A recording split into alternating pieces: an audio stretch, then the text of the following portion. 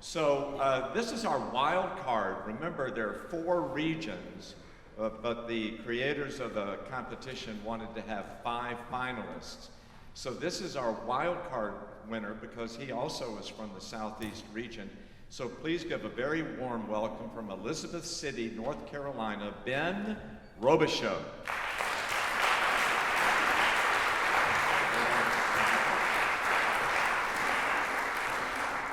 So I'm glad to welcome the wild card up here on stage.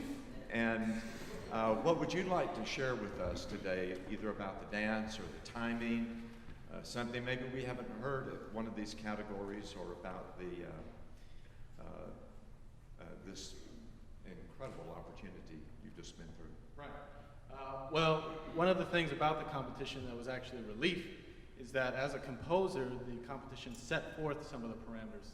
Sometimes as composers, we're just given, okay, 5 minutes, just do whatever you want, and sometimes that is as daunting a task as any. So the idea of a dance for me was, okay, let me balance this idea of they want something that has this traditional practice, right? But I also want to take a creative approach to it. So to me, that came off as, well, let me do a few parameters that feel like a dance, and then I'll shape it the way I do my other compositions. And what I chose to do was, I want this dance to have a theme that always comes back. It's almost, I think I described it in my program note as a germ. It's just in your head kind of thing. And the way of getting it in your head is I repeat it a lot, and so I'm obsessed with form. There's a few forms that are entrenched in repetitions.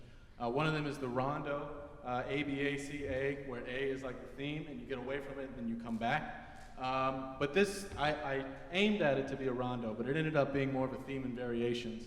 And then one thing that I wanted to accomplish, I always try to set out to do something that I haven't in other pieces, is every time I write something fast, I always slow it down and have like this contrasting slow section, and then come back. And so I even put it as my tempo indication, relentlessly active. And for that, I apologize to the performers. I asked them after the dress rehearsal yesterday, I was like, are you guys okay? It's a very tiring piece, and it appears to be an exercise for you. So anyway, as far as what the piece is about, so I had this idea of writing something that kind of, again, this theme, I call it the theme of innocence.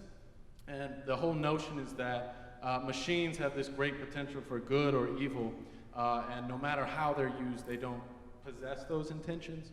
And so that's kind of the innocent part of it. That's where the dance comes from. But the sinister side of it, my piece has this sinister vibe, is that it's being used for something that has ill intentions, and that the machine is gaining an understanding of what's going on over time. And there's this subdued section, not a slow section, there's a subdued section that we kind of get that, it's a pivotal moment where the machine kind of gains that understanding. So, anyway. Very exciting. Thank you, Ben. Thank you, Tom.